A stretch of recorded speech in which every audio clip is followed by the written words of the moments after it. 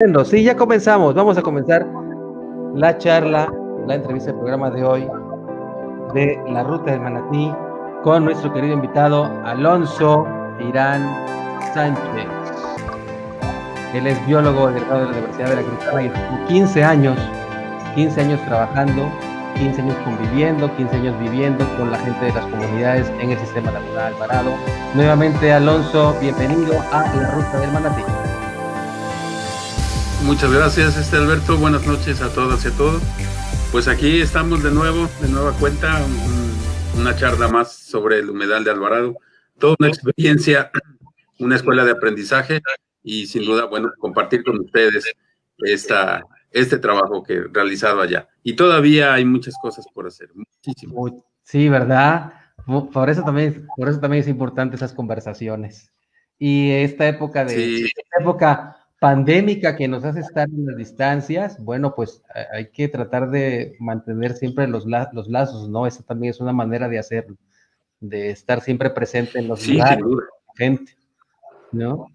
Sin duda, las tecnologías nos han ayudado a estar más cerca. Ahora es una convivencia de otro modo y en donde sí al principio teníamos un poco de resistencia, aún tenemos resistencias a la tecnología, pero es como lograr transmitir emociones a través de la tecnología y sin duda nos estamos familiarizando pues para tener nuevas experiencias de convivencia con personas que tiene tiempo que no estamos en contacto. Entonces, pues un gusto de estar aquí con ustedes. Te mandan saludos también ya Daniel de la Cruz, dice saludos al señor Alonso Irán Sánchez Hernández. Te manda saludos también. Gracias. Andrea Sánchez, ¿no? Saludos muy pues emocionadas, ¿no? Saludos, don Alonso, que ahora sí nos mande saludos, dice. ¿Cómo? ¿No les enviaste saludos antes? Lo que pasa, hace 8 días mandé saludos para la gente de Alvarado, pero olvidé de mis hijas, que también ellas formaron parte de toda esta experiencia. Fueron muy pacientes, entonces yo les agradezco muchísimo. Nora Dedia López dice, buenas noches, Alonso, un gusto escucharte. Muchas gracias, aquí está junto a mí. Ok, y por supuesto, bueno, nuestro productor, de Actores Sociales, dice Nancy también, Nancy Ortiz, nos saluda, Caninos al Rescate, por supuesto, que es nuestra casa que nos está dando la señal de internet. Qué bueno, un gusto. Alvarado Noticias, muchas gracias por escucharnos en Alvarado Noticias, esperemos que esté, gracias por compartir el promo, porque también compartieron el promo del programa de hoy, y esperemos que también compartan por ahí la transmisión en vivo, ¿no? Y que nos acompañen también con sus comentarios, ¿no? Muchísimas gracias. Y por supuesto, de parte de Actores Sociales, bienvenido, Alonso. Muchas gracias. Bienvenido nuevamente. Y muchas gracias por la invitación. Fíjate que haciendo un repaso, una revisión de la conversación que tuvimos hace una semana, me gustaría que retomáramos o tomáramos dos temas, así, que mencionabas, ¿no? Uno de ellos era sobre el mangle. Hablaste mucho de la valoración económica del mangle, pero también mencionaste la valoración escénica del mangle. ¿Qué es eso? Así es. ¿Qué es la valoración escénica del mangle? Porque yo escucho valoración escénica y no sé, pero me pongo a pensar como algo así como en una obra de arte. En efecto. En esa sensación o esa impresión que nos produce el apreciar, el admirar una obra de arte.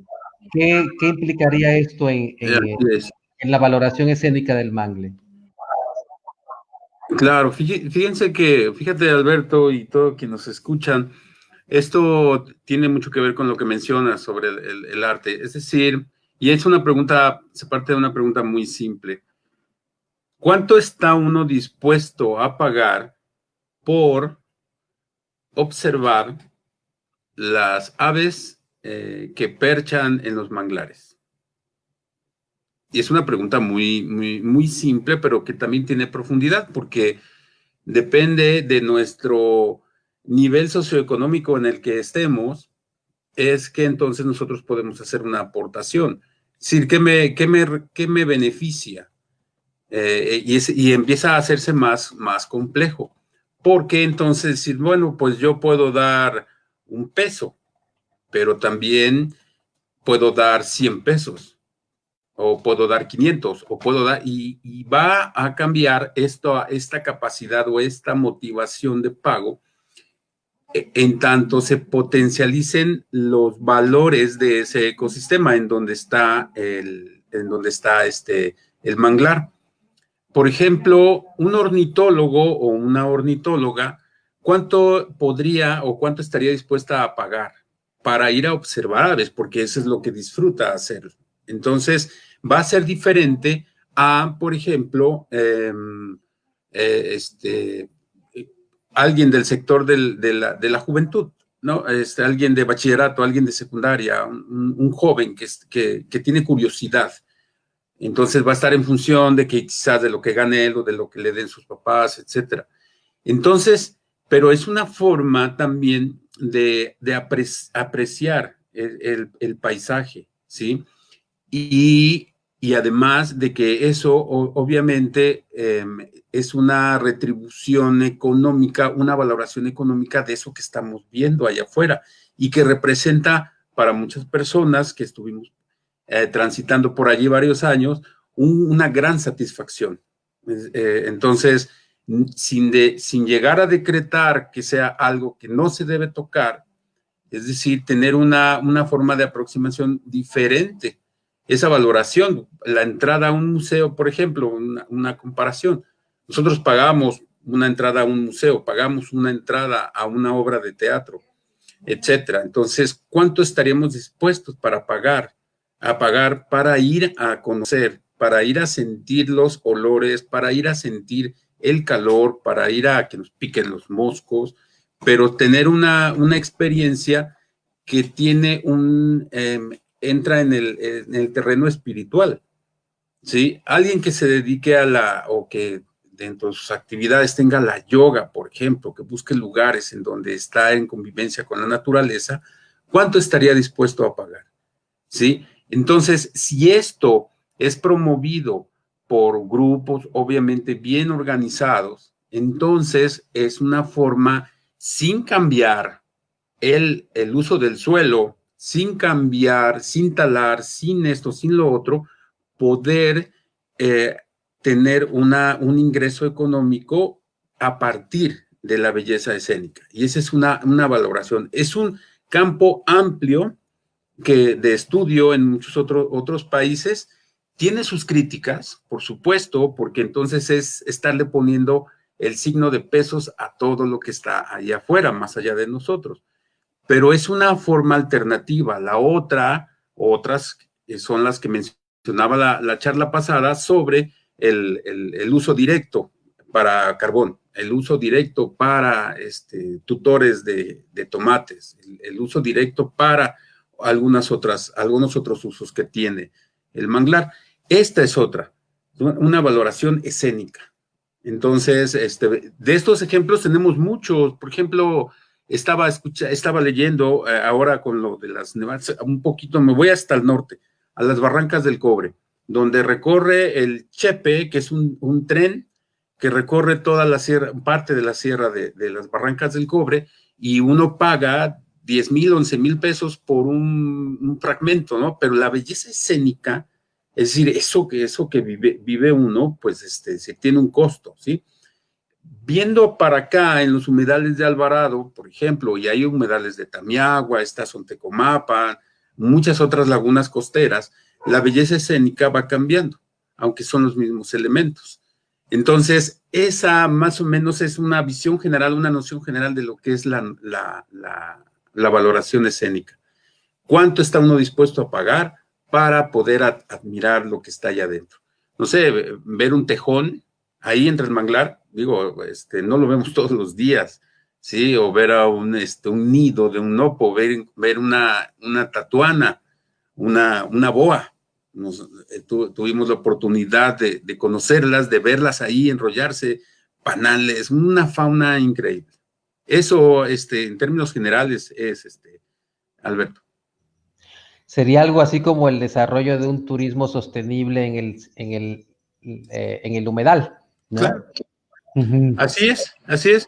Fíjate que retomando una experiencia de Florida, en los humedales de Florida, hace ya varios años, pensábamos cómo podríamos hacer sin tener un impacto fuerte, pero era promover un turismo en el humedal de Alvarado, ya teniendo una categoría de sitio Ramsar, pero era hacer un transecto entre en medio del manglar con puentes, ¿sí?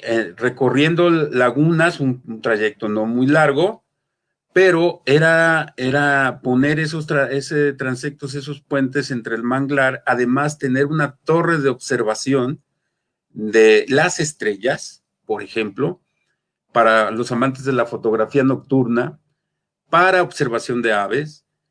Entonces, fue un proyecto ambicioso y buscamos mucha información adicional al respecto, tomando como ejemplo otros proyectos que estaban en los humedales de Florida, que son tierras inundables, en donde sí existen, y cuando había una convivencia presencial, pues se podían vender estos paquetes. Obviamente, insisto, lo que subyace a todo eso, Alberto, es una visión colectiva y todos y todas en el mismo eje de desarrollo local, ¿sí?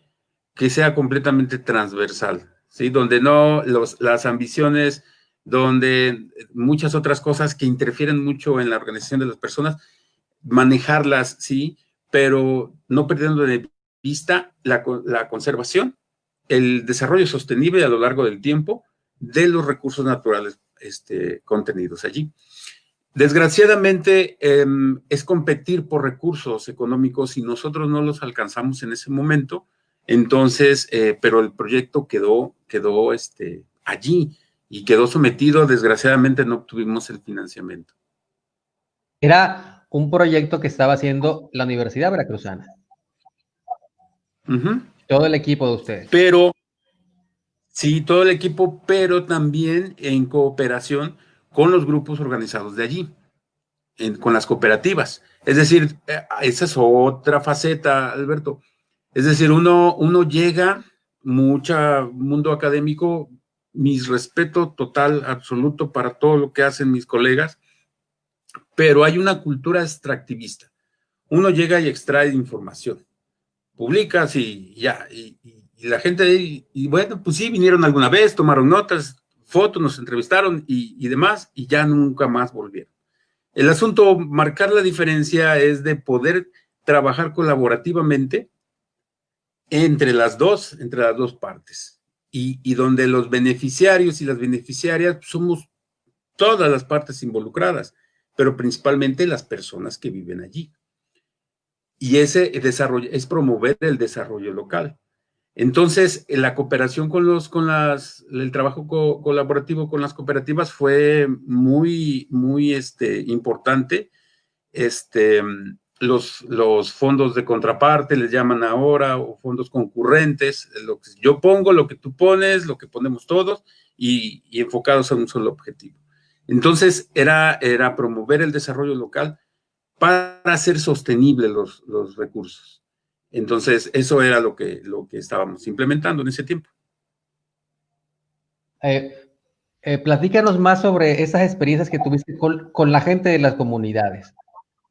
Porque sí, cuando en estos programas, fíjate, Alonso, que en esos programas que he hecho, que con este es el 5º programa apenas, de la Ruta del Manatí, muchas personas de las comunidades, en efecto, me han contactado, les ha gustado que estoy hablando con ustedes, vamos, tienen una gran opinión de ustedes, ¿no?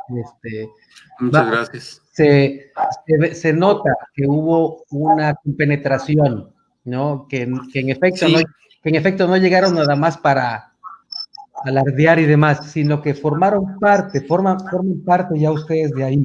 del humedal de Alvarado. Entonces, Sí. me gustaría que nos platicaras más sobre, de tus años de experiencia, sobre ese involucramiento con las personas, ¿no? Que nos dieras a conocer más ese tema, por favor.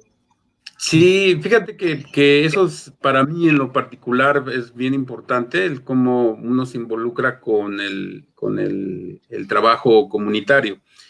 Y mis inicios en aquellos años, y que ha sido una excelente escuela de aprendizaje, fue llegar a aprender. Y cómo se fortalecen las relaciones de confianza entre las personas, pues es estar presente, estar allí, estar en comunicación. Entonces, empezar a construir la definición del problema. Es decir, yo veo un problema, pero lo que yo veo no es lo mismo que ven los pescadores o las pescadoras. Entonces, dialogando, vamos encontrando puntos de encuentro para poder entonces definir, construir el problema y enfocar todas las actividades, todas las acciones allí. Nosotros veíamos, y esto me llamó mucho la atención en aquellos años, y nos llamaba mucho la atención, que llegamos con la cooperativa La Flota en los años 90, entonces empezaron a colaborar. Seguimiento, reuniones de asambleas y demás, análisis de la situación. Entonces, las mujeres, las esposas de algunos de ellos, pues se quedaban viendo y decían, pues sí, pero yo pienso otro, pero no intervenían, ¿no? Entonces, poco a poco, con Enrique Portilla, Abraham Juárez, y otros colegas, y yo empezamos a observar eso, y dijo, en ese caso dijo Enrique Portilla, oye, a ver, mujeres, ¿qué pasa? ¿Qué piensan? Ustedes, no, pues nosotros pensamos que aquí, que acá. Entonces, empezamos ahora a decir, ok, vamos a ver. Entonces, muchos de nosotros, digo, yo estudié biología, pero llega el momento, Alberto, en que trascendemos la disciplina y hay que hacer trabajo interdisciplinario. Y eso fue para mí una gran escuela de aprendizaje, porque aprender administración, contabilidad para no contadores, por ejemplo, cuestiones de normatividad, para poder conformar la cooperativa de mujeres experimentadas. Empezar a gestionar. Entonces, cuando se conforma la cooperativa, y eso te lo puede decir Herminia Chávez Mora, te lo puede decir Alicia, Enríquez Arias, todas las mujeres experimentando. Decían, estas mujeres están locas. ¿Qué va a hacer esto? ¿Qué van a hacer ellas? ¿Qué van a hacer? De verdad. Y me siento muy orgulloso de formar parte del equipo con ellas, porque al mes, al año, una vez conformada la cooperativa, se consiguieron alevines en un vivero, uno que está en Tebanca, en Catemaco, o conseguíamos acá por Palmas de Abajo, por Laguna Verde. Entonces sembró una mojarra, una llamada pargo cerezo. Es una mojarra tilapia. El asunto entonces que esta especie tiene una alta resistencia a condiciones salobres, es decir, de salinidad en el agua, y un rápido desarrollo.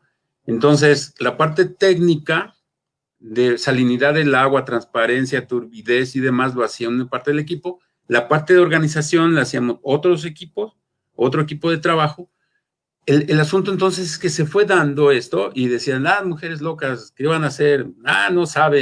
No saben pescar, no saben manejar, no saben esto, saben muchas otras cosas, pero esto es de hombres. El asunto entonces que al año tuvieron su primera cosecha y fueron 2 toneladas. Le cerraron la boca a todos ahí en Alvarado. Fue un detonante esa cooperativa de las mujeres experimentando. Entonces, logran vender, desplazar y volver a reinvertir otra vez. Entonces, de por sí, muchas mujeres, mis respetos totales, para muchas mujeres y sobre todo las mujeres experimentando, que sin dejar de atender al núcleo familiar como una fuerza pujante, además ahora atendían el cultivo, el cultivo intensivo de mojarra. Para esto se consiguió, junto con el gobierno del estado, en ese entonces estaba impulsando el CODEPAP, la Comisión de Desarrollo del Papaloapan, derivada de aquella comisión del Papaloapan de los años 40, 50. El CODEPAP en ese momento financió también una parte, nosotros pusimos otra parte, el seguimiento, y se consiguieron los encierros rústicos. Y allí fue donde se producían las mojarras.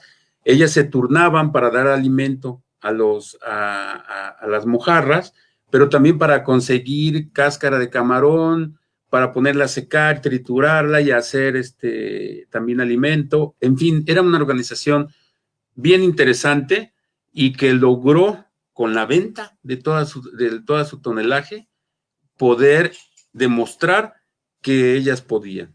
Entonces, fue una magnífica experiencia y a partir de allí viene la otra cooperativa que también con la cual trabajamos muy de cerca, que es la Mujer Costeña, pero ella es con almeja. Y uno aprende, Alberto, gracias a ellas, a la Mujer Costeña, yo aprendí a sacar almeja, a talonear. Una palabra con doble sentido, pero en Alvarado, talonear significa meterse al agua hasta más o menos la cintura.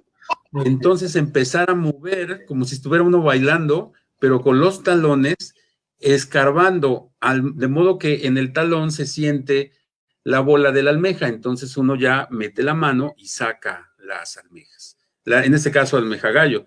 Entonces, bueno. Entonces ya tienes callo en el talón. Por decirlo de algún modo, en cuanto a extracción de almejas, sí. Digo, Alvarado tiene todo un lenguaje, todo un vocabulario tan interesante que, bueno, hay palabras que creo que no puedo decir aquí, pero bueno, al menos el taloneo sí lo aprendí, sí, mis respetos para todas las mujeres.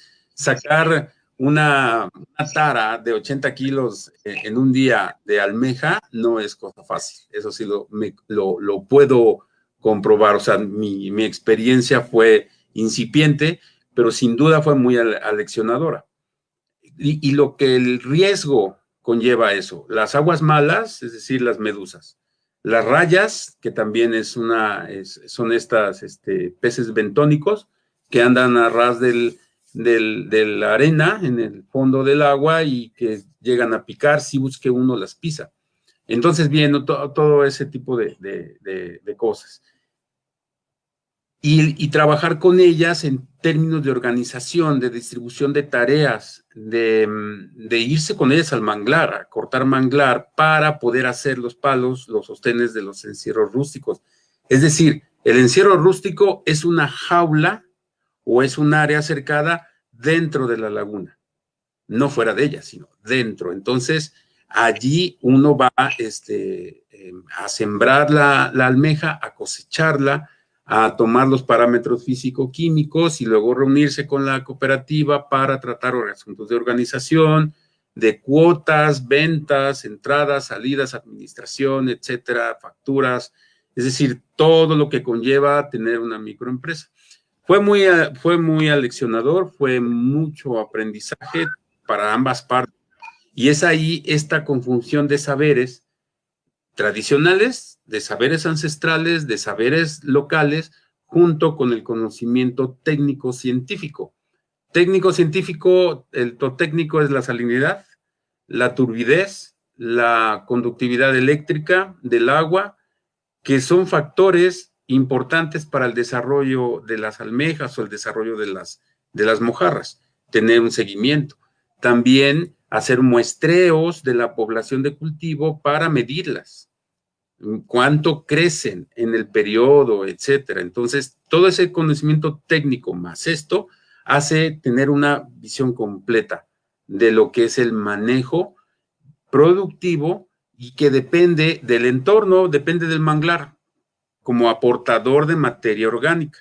Depende de todos los sedimentos que vienen arrastrando, dependen de las fitoplancton y zooplancton, es decir, las plantas y animalitos microscópicos. Entonces, me resulta a la distancia ahora poder enfocar nada más al manglar, o poder enfocar nada más al manatí, o enfocar nada más a las almejas, o enfocar nada más a los peces.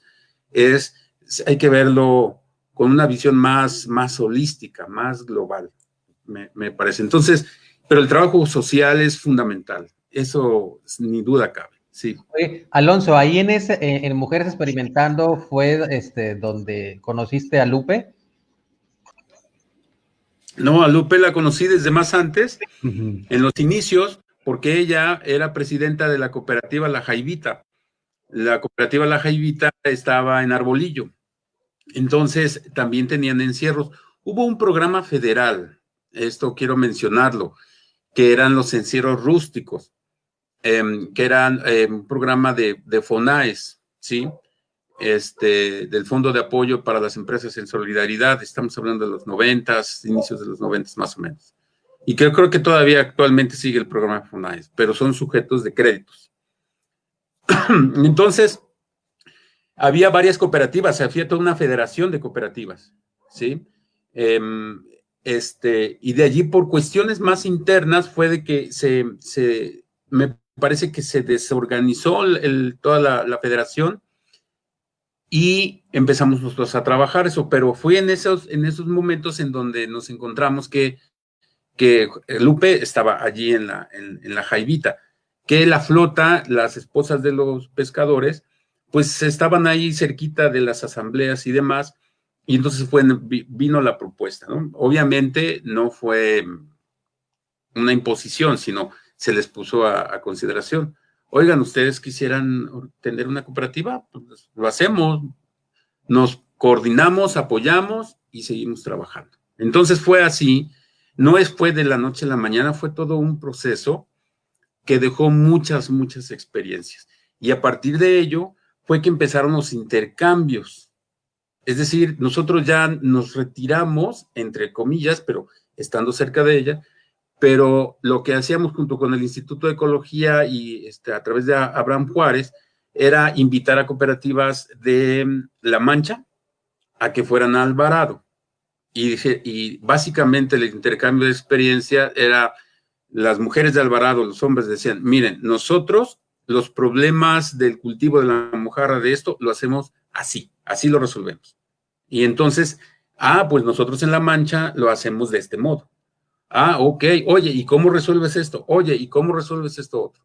Entonces, había un intercambio de saberes para poder mejorar las condiciones y sobre todo hacer que el tejido social de los actores finalmente se hiciera muy compenetrado. Vino algo más ambicioso y en este caso fue con los pescadores o manejadores de recursos costeros del Pacífico, a través de Inti Escalona y la cooperativa La Ventana, que también hacía un trabajo similar con los manejadores de recursos costeros, pescadores de la costa chica de Oaxaca, y en Guerrero y en toda esa parte. Entonces se fue extendiendo, ¿no? Fueron años, por decirlo de algún modo, fueron años maravillosos, pero que dejan una impronta, dejan una huella en la que sí es posible, con base en una buena organización, sí es posible hacer este trabajo colectivo, ¿no? Y sin duda, Lupe, Herminia, Adelaida, Araceli, Azucena y todas las mujeres experimentando lo pueden sostener, ¿sí? Y muchas otras personas de la cooperativa, la mujer costeña, Patricia, Perla, Kika, en fin, todas unas mujeres de quienes aprendí muchísimo. La Viola Blanca nos escribe y dice, saludos nuevamente Alonso, y aprovecho para felicitar a Guadalupe Javier Ortiz hoy en su cumpleaños, sí. Una mujer a la que quiero muchísimo y se volvió parte de mi familia. Feliz cumpleaños a mi querida Lupita. Y felicidades de parte también de la Ruta del Mundo, por supuesto. Sí, claro. Bueno, coincidió este programa con el cumpleaños de Lupe. Quiero solamente, además de felicitarla, quedarle a deber la décima que le le prometí, pero sí destacar que, por ejemplo, Lupe tiene una característica muy, muy interesante. Es una excelente gestora, ¿sí? Porque es decir, pareciera decir, si pensamos en qué tipo de persona son la que requiere un ecosistema, la que requiere una sociedad, son personas gestoras, la que hace las acciones, ¿no? La que va, la que conecta, la que jala, la que articula muchos esfuerzos entre unas y otras dimensiones. Entonces, creo que aquí como regalo es mencionar que Lupe reúne estas características. Lo hizo dentro de la cooperativa, lo hizo fuera de la cooperativa. Después yo supe de todo el trabajo de gestión social que hizo en Alvarado.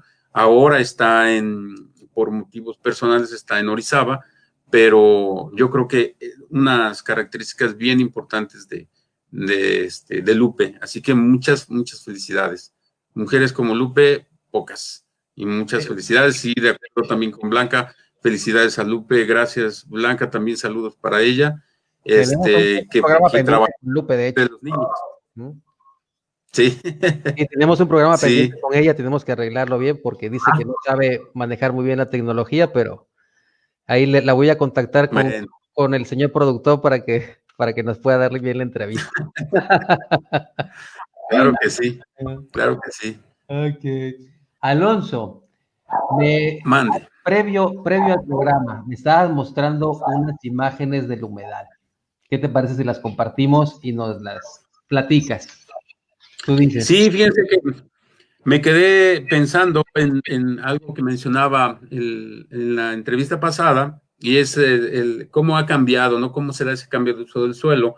Entonces, lo que hago, quiero hacer mención, soy maestro en la licenciatura en Geografía en la Universidad Veracruzana, y recién mis estudiantes hicieron un trabajo bien interesante sobre distintos sitios de la Tierra a través de plataformas de percepción remota como las que ahora les voy a mostrar, pero específicamente para Alvarado, un lugar que tiene mucho significado emocional para mí, profesional, de aprendizajes y demás. Bueno, entonces, rápido, les voy a compartir mi pantalla para que vean ustedes. Es una imagen de una aplicación que se llama Google Earth. Sí, es gratuita. No soy anunciante de la marca ni nada de eso, pero miren, esta es Alvarado. Bueno, pues para quienes hemos tenido la oportunidad de estar en Alvarado, bueno, pues aquí está, es una visión general. Este es Alvarado, acá está el Paso Nacional, acá está La Trocha y acá está, lo confundo con Las Aneas. Las Aneas es una colonia, pero aquí no me acuerdo cómo se llama. Entonces son 4. Esta es la entrada. Vean ustedes miren ustedes aquí el color del agua, es diferente al de lo que está acá en el Golfo. Bueno, pues específicamente lo que quiero mostrarles es este pedacito. Esta aplicación tiene, y esto sirve mucho para hacer la gestión territorial. Lo que yo dibujé aquí y activé una herramienta que se llama series de tiempo. Este polígono, este círculo que está aquí, está encerrando una masa de agua, pues, de entrada, ¿no? Vean ustedes aquí, vean ustedes esta isleta, Ok. ¿sí? Entonces, lo que estamos viendo, esto es en el 2005, Ok. pero vean ahora cómo está en 2019. Fueron ya cambios que hubo en el terreno, ¿sí? En este pequeño polígono. Entonces, estas herramientas, ¿cómo ha cambiado Alvarado a lo largo del tiempo entre 2010, entre 2005, en donde había esto de agua y son terrenos ganados al mar, y lo que existe actualmente? También vean ustedes aquí, donde está el cursor, esta entrada de agua, aquí como un dique, Sí. y vean ustedes cómo estaba en 2005. Eran mucho más grandes. Vean ustedes aquí esta isleta, Sí, ¿se ve? ¿sí? Esta es en el 2005 y esta es en 2019. Entonces, Recordarán lo que mencionaba la entrevista pasada acerca de la geomorfología y de las zonas costeras, son los cambios que se dan en poco tiempo, por decirlo de algún modo, en los años, ¿sí? Entonces, cómo el arrastre de sedimentos, lodos y demás se van depositando entre los pescadores, esto les dicen cabezos, así es como yo los aprendí, ¿sí? Entonces, pueden hacerse más grandes o más pequeños dependiendo de la época del año, pero también por el arrastre de sedimento. Otra de las cosas que les quiero mostrar, así de rapidito, es otra parte de algo que les mencionaba del cambio de uso del suelo. Miren ustedes, yo aquí hice previamente una marca, ¿sí? Esto es en el 2005. Y ahora ponemos al 2019. Ya se perdió toda esta vegetación. ¡Wow! Entonces, estas herramientas tecnológicas hay que tenerles mucho... ¿Eso fue por cambio de uso de suelo, Alonso? Cambio de uso del suelo, pero indistintamente y sí lo pensé mucho antes de compartirlo. Es decir, mucho de la percepción remota, que es algo que yo lo que enseño en geografía, esos son los cambios en el terreno, en el espacio geográfico. Pero hay muchas razones. Entonces, decir, no, el cambio de uso del suelo sí está mal, hay que pararlo, porque queremos volver a esto. ¿Sí? Estamos hablando de 2007. ¿Sí? Ahora no es posible que esté ocurriendo esto. Entonces, hay que entender las razones de por qué está ocurriendo esto y cómo es que podemos, de alguna forma sostenible, poder revertir el cambio de uso del suelo. ¿Por qué se ve esto así? Es interesante, no lo sabemos. Una condición bien importante Parecen sembradíos, ¿no? ¿Mande? Parecen sembradíos. Pues sí, pero no sabemos de qué, porque recordemos que el tipo de suelo aquí es un suelo salino y aquí no crece cualquier acción. Entonces, son muchas variables. Otra de las cosas de la percepción remota, Alberto, y para todos quienes nos escuchan, es la corroboración en campo. Es decir, no nos podemos casar con lo que estamos viendo nada más, sino hay que corroborarlo en campo. Claro, por supuesto. Entonces, generan muchas hipótesis, ¿sale? Se generan muchas hipótesis.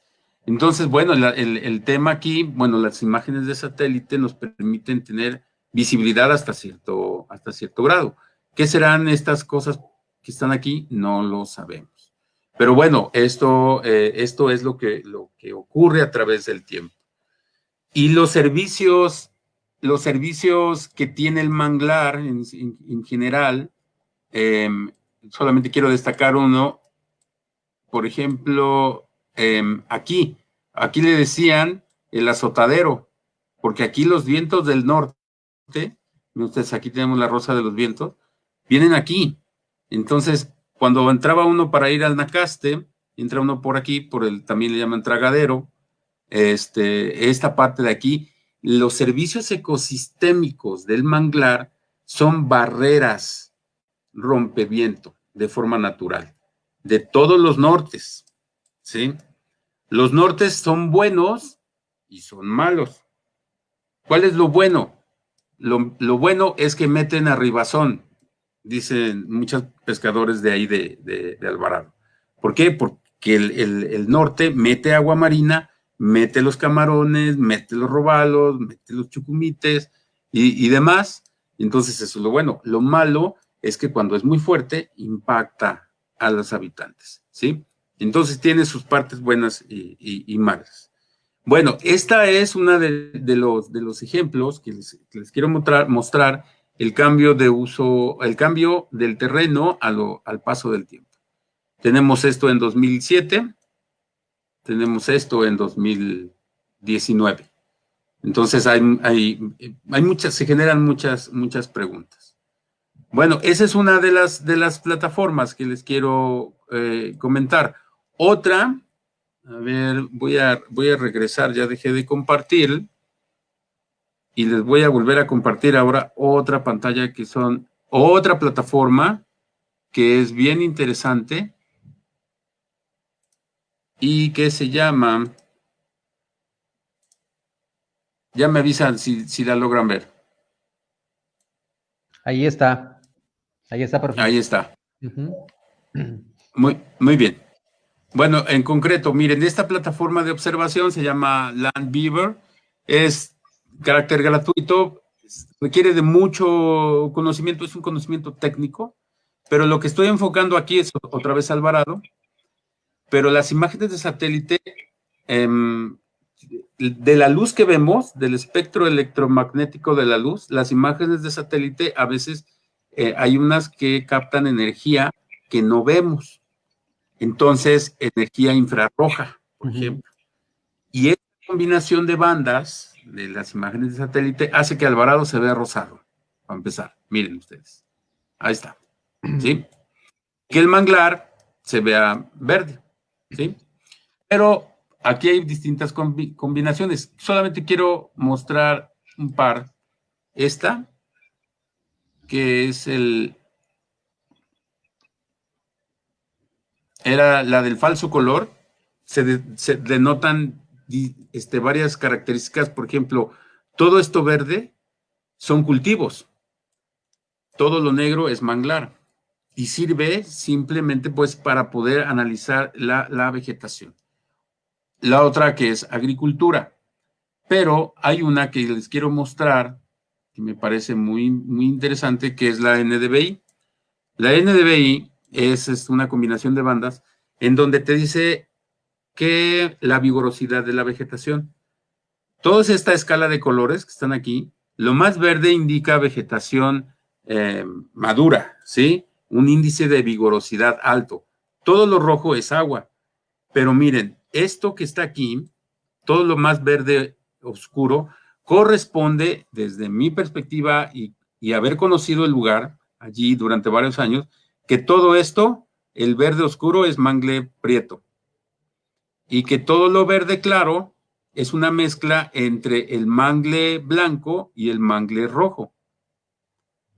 El mangle rojo generalmente lo encontramos en la orilla de los cuerpos de agua, aquí, ¿sí? Y el mangle prieto lo encontramos hacia el interior. Pero como es un lugar en donde, por ejemplo, en esta parte pegan mucho los nortes, aquí hay, yo creo, hay que corroborar en campo, que todo este macizo de verde es mangle prieto. Y los pescadores seguramente lo pueden confirmar. Todo esto de aquí es mangle prieto, está hacia el interior. Esto que veíamos ese rato en la otra plataforma, que ya no tenía vegetación, miren de qué color se ve. ¿Sí? Entonces, estas plataformas de observación, de percepción remota, nos dan muchos elementos técnicos para poder entender desde el punto de vista biológico o desde el punto de vista geográfico cómo están las condiciones ambientales o ecológicas de estos sitios. Por otro lado, voy a dejar de compartir la pantalla. Por otro lado, digamos, si nos quedamos nuevamente solamente, y quiero hacer énfasis así, bien importante, si nos quedamos únicamente de la parte técnica, solamente tenemos una parte de la realidad. La otra parte es la social, ¿sí? Los saberes locales, fundamentales, son bien importantes porque esta mezcla, como las lecciones de Alvarado nos dejaron en los 90s, sin duda, este compendio de saberes locales, de saberes ancestrales, con los saberes técnicos, científicos, y esta unión nos puedan ayudar a encontrar alternativas que sean benéficas para todas y para todos. Eso es lo que yo concluyo a la distancia, y con todo lo que yo también he aprendido de los saberes científicos para poder concluir esto. Entonces, las personas, además de los pescadores, creo, somos los que tenemos que formarnos profesionalmente en cuestiones técnico-científicas, pero también en cuestiones sociales, sin duda. Y bueno, le tengo que echar porras a las licenciaturas en donde trabajo. Gestión Intercultural para el Desarrollo de la UBI y geografía también de la UB. Son personas que tienen un poquito de todo y una visión transversal y tienen la capacidad de acercarse, de hacer las cosas de forma inductiva, pero también capacidades para hacerlas de forma deductiva, es decir, desde la ciencia, pero también desde adentro. Eso es lo que les quería comentar, los cambios que ha tenido Alvarado. Oye, pero además también de esto último que mencionabas sobre las licenciaturas en donde estás trabajando como docente, pues también implica la voluntad, ¿no? Porque se puede tener conocimiento, Sin duda. pero si no hay voluntad de estar, de ir, y la verdad es que claro. Todos ustedes que han venido acá al Sistema Laboral Alvarado de parte provenientes de la Universidad Veracruzana, que es el lugar que los juntó, ¿no? Que las juntó a ustedes, que las congregó, y se lanzaron para acá. Digo, la verdad, venir aquí a meterse a la humedad, a matar moscos, no es cosa fácil, ¿eh? Y de soportar de veras, y estar en el calor, ¿no? Y en el solazo, cuando te subes en la lancha y vamos, te pega el aire precioso, sí. Además, pero una vez que llegas a puerto, que llegas y te bajas de la lancha, sientes el calor increíble que no sentiste en el trayecto porque venías disfrutándolo todo, ¿no? Entonces, es un ecosistema maravilloso, pero también es un ecosistema muy abrazador, ¿no? Entonces, no cualquiera, también no cualquiera llega y permanece, y ustedes también lo han hecho. Entonces, esa voluntad férrea que han tenido, mi reconocimiento, mi aplauso, porque hay mucha gente, te lo digo, porque hay muchas personas que no quieren ir ni siquiera ni de visita. Vamos, no, o sea, ya de un proyecto, pero para nada, ni de visita quieren ir, ¿no? O sea, quieren casi llegar el yate o una cosa así, no, aquí la cosa es competidores, la cosa es más sencilla, porque en efecto también se busca que se cuide el ecosistema, ¿no? Entonces, sin duda, ¿no? Es eso, es el vivir, el estar en el ecosistema, en el admirarlo, el apreciarlo, el contribuir. ¿no? Dijiste algo bien importante, es la voluntad.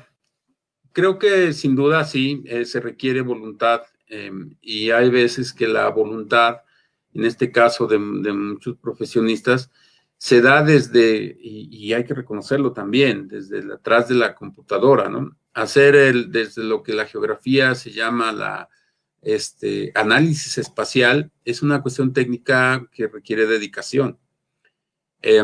Parte de la esencia de la geografía es ese, el análisis espacial, y si ahora en estas plataformas fundamentalmente es eso, ¿no? La otra es la corroboración de campo.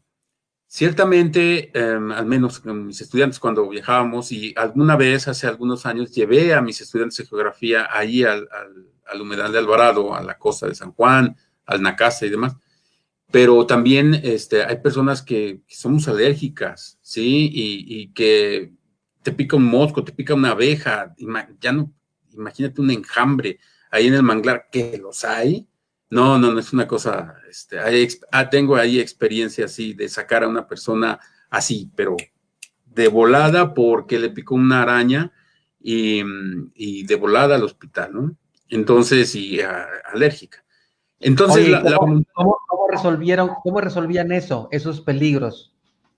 En particular, ¿cómo lo sacaron o la sacaron a esa persona? Sí, bueno, en este caso fue una situación excepcional. Siempre sí íbamos con mucha precaución y fue un evento desafortunado. Cuando anda uno en el manglar, pues encuentra uno cualquier bicho. En este caso, pues hay que estar mirando el suelo, hay que estar mirando arriba, las ramas, lo que sea, andábamos midiendo, tomando medidas a los árboles de mangle y a una estudiante le picó una araña y ella era alérgica.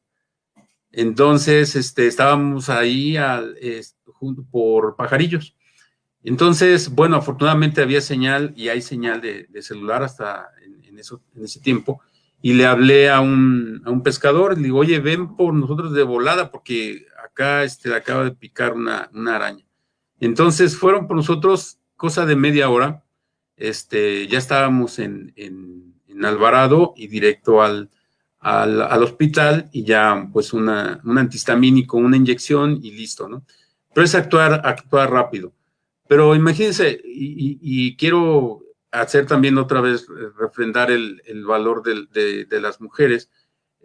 Tengo un ahijado allí y me tocó ver el momento en el que mi comadre viajó con ya labor de parto desde Pajarillos, es decir, a media hora, viajar en lancha, que se va, quien ha viajado en lancha, ahí sabe que las lanchas hacen esto cuando van en el agua, ¿no? Entonces, llegar y bajarse de la lancha no es cualquier cosa, y menos para una mujer en trabajo de parto. Entonces, es cómo se atienden esas emergencias con mucha voluntad y con mucha decisión. Mis respetos para todos, mucho aprendimos eso, ¿no? Afortunadamente no hubo mayores complicaciones en esa ocasión de esta estudiante, que fue, pues, se intoxicó con la picadura y sin un problema. Nunca en todos esos años tuvimos pérdidas humanas en esto. Entonces, sí requiere mucho compromiso, sí requiere mucha voluntad. A veces uno se puede tener mucha voluntad, por ejemplo, para poder hacer trabajo de contabilidad. O sea, que te hacen llegar los papeles y empieza uno a trabajarle y no hay necesariamente que ir, ¿no? Pero la contabilidad es importante. Yo la viví y sí les puedo certificar, la contabilidad es necesaria en una microempresa. La administración, la organización, la supervisión, el monitoreo técnico, todo eso es súper importante.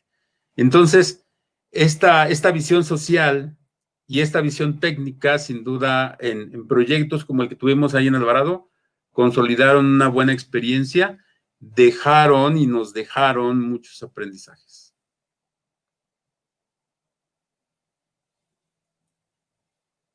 Ahora sí. ¿Cuál es, Alonso, el papel que tiene actualmente en la Universidad Veracruzana, ahí en el sistema Laguna Alvarado? Sí, fíjate que yo no estoy ya directamente relacionado con el proyecto ahí en Alvarado.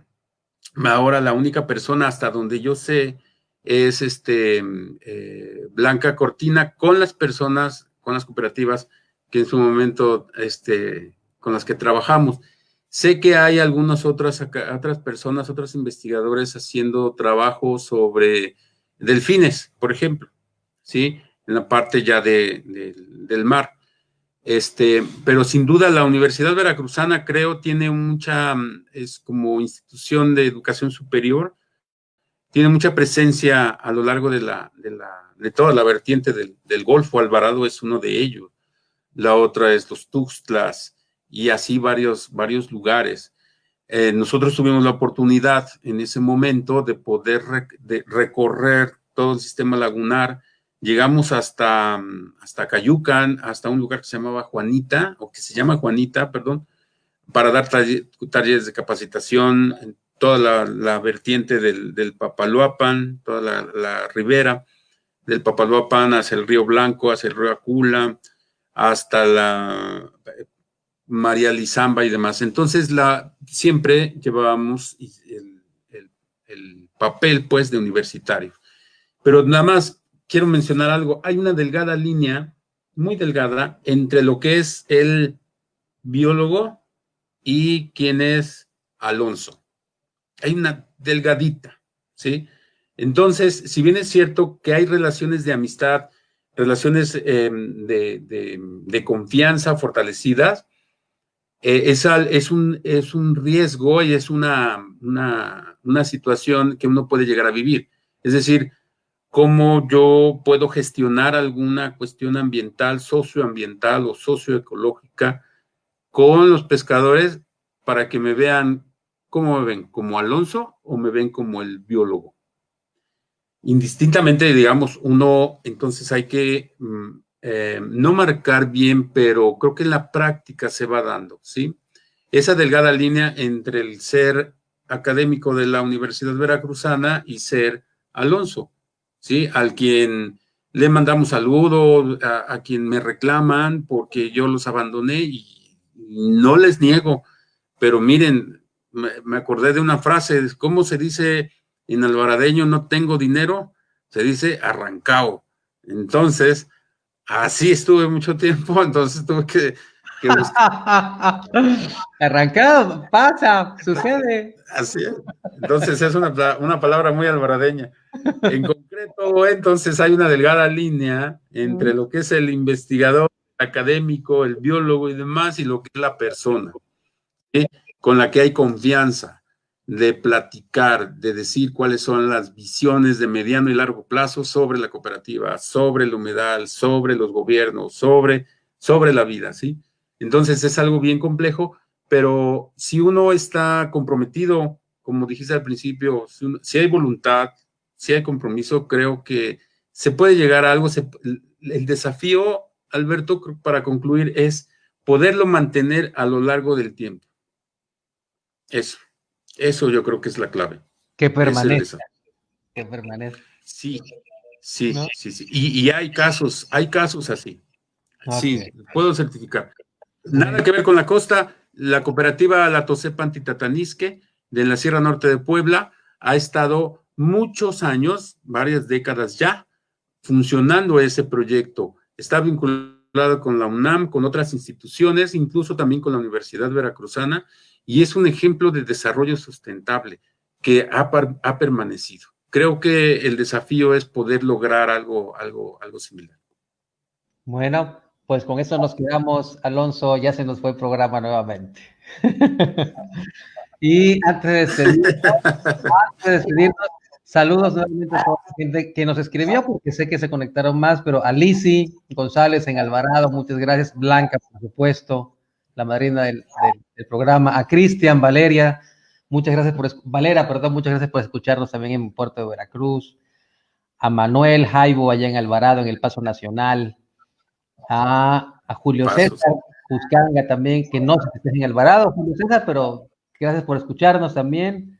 A ver, acá tenemos a Rafael, eso sí te lo leí. Rafael sí. Ley, ¿no? Saludos, Alonso. Rafa Rodríguez. Okay. También un compañero, le mando muchos saludos, también un actor bien importante ahí. Anabel Pérez Bello, claro, tesista de allí y también mucho trabajo, una inolvidable experiencia con Anabel, con Dominga, que ahora está en Catemaco, con Jorge Montejo, no lo he visto por allí, pero él es ornitólogo, en fin, un mundo de gente que estuvimos allí. Pues muchas gracias a todos por escucharnos, al ingeniero Jesús también ahí, mi vecino en Alvarado. Y esto ha sido, pues, la Ruta del Manatí del día viernes 15 de enero del 2021. Alonso, nos vamos a despedir por lo pronto, pero amenazando con regresar. No te digo qué día, pero tal vez, ¿sabes qué? Si no tienes nada mejor que hacer, vente a celebrar con nosotros el Día del Humedal, el 2 de febrero, que es, me parece que es 2 de febrero. Me parece que es martes, 2 de febrero. No lo sé, pero déjame decirte una cosa, creo que no sé si tú lo sepas, pero sí es martes. Ajá. Promocionaron Alvarado hace muchos años, decía que en Alvarado realmente hay una fiesta. Ajá. Y esa fiesta inicia el 1 de enero y termina el 31 de diciembre. Entonces, porque es toda una fiesta todo el tiempo, hace una alegría ahí Alvarado y todas sus comunidades. Claro que sí, pero te digo porque queremos hacer un programa especial para el Día del Humedal.